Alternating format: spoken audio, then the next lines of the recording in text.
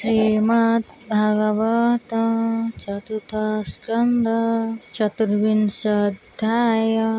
मैत्रेय उवाच शृण विदुर दशमने जे पूर्वे आदित्य विधाने जे शिव शरीरे अशेष स्थिति पालन करे नाश कर्मानुसारे प्राणीकर सृजन पालन संहार आदित्य कर्मे काल रूपा से शिव सूर्य रूपे व्यापी सुविद्या आचर जाहार तांकु संतोष शूलधर सम विषम तांक नाही मित्र वैरिय वा काहीं एणु से मते जे भावंती ये घोर मृत्यु निस्तरंती से जे प्रचेता भाई दश पिता वचने तेणु तोष तप साधने आगमन तेजी अचल भोगमान समुद्र निकटे मिलिले दिव्य सरोवर देखिले से जल अत्यंत निर्मल दर्शने हरे तृषाकुल सुख आनंद स्थिति कर अमृत तुल्य सुमधुर पुष्प समूहे विराजन्ति जेन्हे आकाशे ग्रह पंथी प्रसून्न छले सुनिर्मल नानादि वर्णे जाति कुल नील उत्पल आदि करी पुष्प समूहे छन्ति पुरी पंकजारुण सुप्रकाशे शोभन्ति इंदिवर पुष्पे जे जले नाना पक्षी कुल क्रीडन्ति कामे मति भूल हंस सारस चक्रवाक कारंड कुकुकुट टाहुक मते प्रमर स्वनद्यंत आनंदे मधुपान माती तीरे शोभन्ति तरुलता विविध लता आच्छादिता सुख कोकिल पक्षी गण स्वरूप दान अनुक्षणे सुस्वर नाद अनुक्षणे पद्मकेशर रजनेयी आनंदे पवन बहई पुष्पे सुगंध सुमधुरे जे दिग विदिग प्रसरे वृक्षरे आरोही महेश जे बने हुईले प्रवेश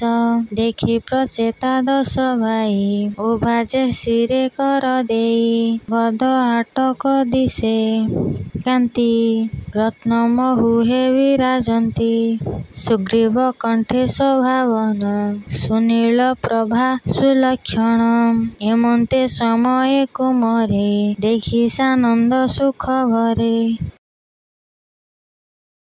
सत्वरे दंडवत कले प्रसन्न रक्षण बोइले ओ धर्म रक्षण ईशान तो पादे न सेवी अज्ञान प्राणी वृजिन दुखानले दगध संताप महाकुले दारा तन्मय जेन्हे जड़ी दुख संकटे नित्य पड़ी रेघेनी तो पाद कमले ता चिते न रहे निश्चले तुनाथ भक्तंग सदूर अधम जन पाप हर तो नाम भावंती जे नित्य से तरी तारंती जगते एमंते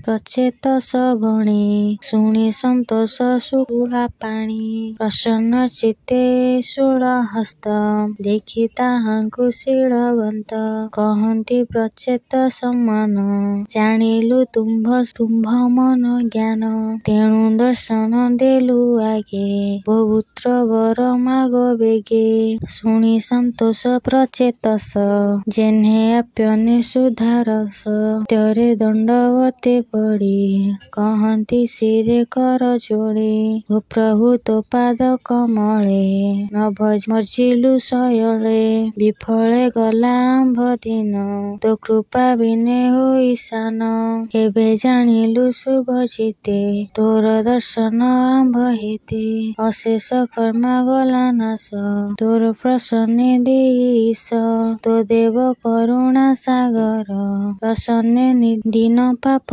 हर तुम्भ प्रसन्ने प्राणी कर स्वर्ग ଅଜ୍ଞାପବର୍ଗ ନୁହେଁ ଦୂର।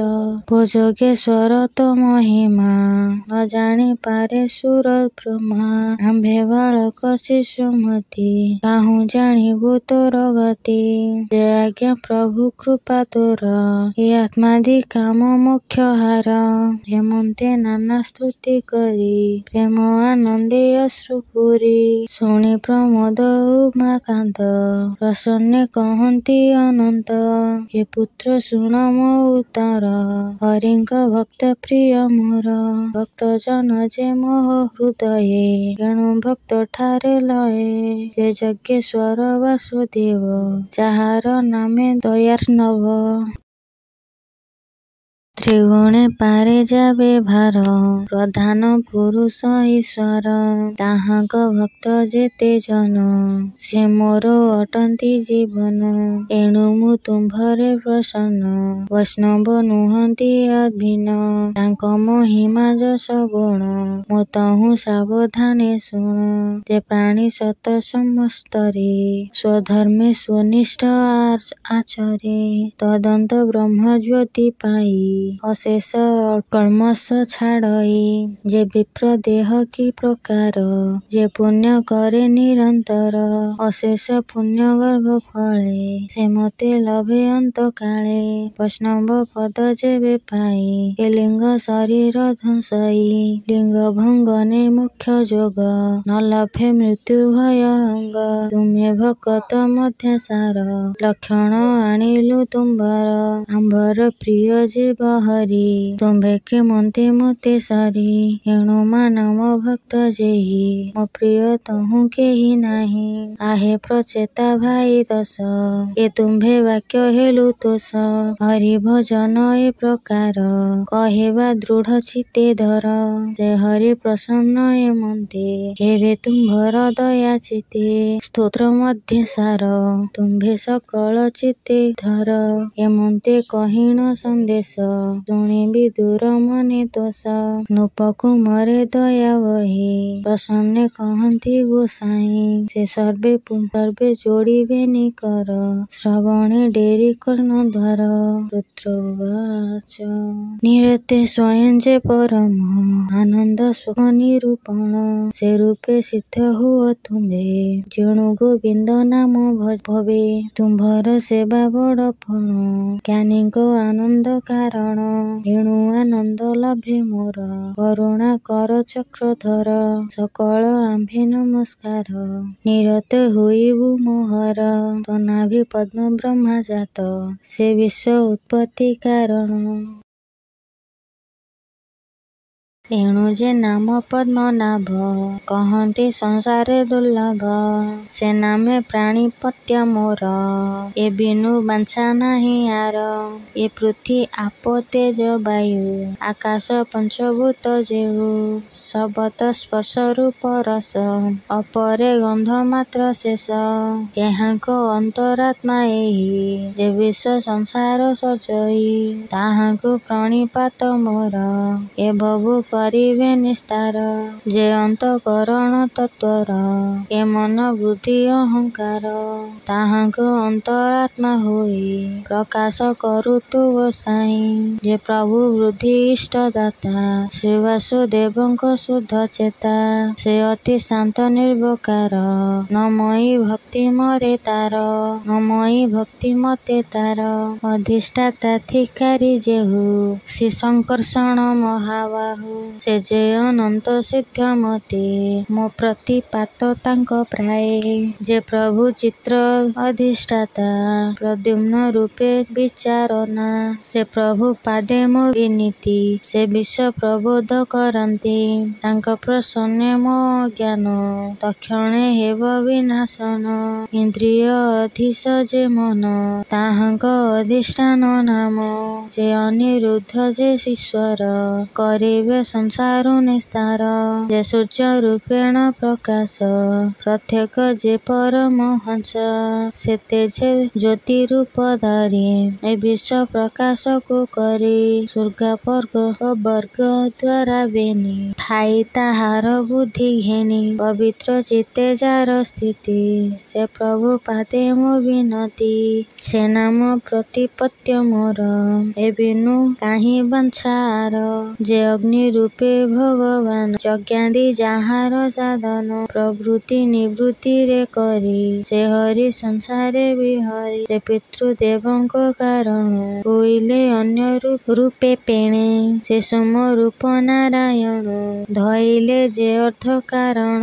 ତ୍ରିପଦୀ ପାଦେ ମୋ ବିନତି ତେତେ ହୋଇବ ମୋର ଗତି। ଯେ ଆତ୍ମା ରୂପେ ଭଗବାନ ସେ ସ୍ପର୍ଶ ରୂପେ ଆସ୍ୱାଦାନ। ଯେ ମହୀ ରୂପେ ସର୍ବକାଏ ବିଶ୍ୱ ସଂସାର ଯାର ଦେହେ। ସେ ପ୍ରଭୁ ଚରଣେ ମୋ ମନ ନିରତେ ରହୁ ଅନୁକ୍ଷଣ। ଯେ ତୁବ ପଙ୍କଜ ଚରଣ ଯେ ପ୍ରାଣୀ ପଶନ୍ତି ଶରଣ। ଅଶେଷ ମାୟା ଦ୍ୱନ୍ଦ ଭୟେ ଖଣ୍ଡନ୍ତି ପ୍ରଭୁ ଦେବରାଏ। ସେ ରୂପ କହନ୍ତି କୁମର ଏ ସୀତା ଶୁଦ୍ଧ ମନେ ସର। ଏ ଗୀତା ଶୁଦ୍ଧ ମନେ ଧର। ଏ ଗୀତା ପୂର୍ବେ ବ୍ରହ୍ମା ମତେ କହିଲେ ଭୃଗ୍ୱାଦି ସହିତେ। ଏ ସ୍ତମ୍ଭ ପଡ଼ନ୍ତେ ଆମ୍ବର ଅଜ୍ଞାନ ଦଶା ହେଲା ଦୂର। ମହେଶ କହିଲେ କର୍ଣ୍ଣରେ ଆନନ୍ଦେ ଧରି ତାକୁ ମୋରେ। ସାଷ୍ଟାଙ୍ଗେ ତାହାଙ୍କ ଶରଣେ ନମିଲେ ପ୍ରଚେତ ସଗଣେ। କହଇ ବିପ୍ର ଜଗନ୍ନାଥ ଚତୁର୍ଥ ସ୍କନ୍ଧେ ଭାଗବତ। ଇତି ଶ୍ରୀମଦ୍ଭାଗବତେ ମହାପୁରାଣେ ପାରମହଂସ୍ୟ ସଂହିତାୟାଂ ବୈଶିକ ଚତୁର୍ଥ ସ୍କନ୍ଧେ ରୁଦ୍ରଗୀତା ଉପାଖ୍ୟାନ ନାମ ଚତୁର୍ବିଂଶୋऽଧ୍ୟାୟः।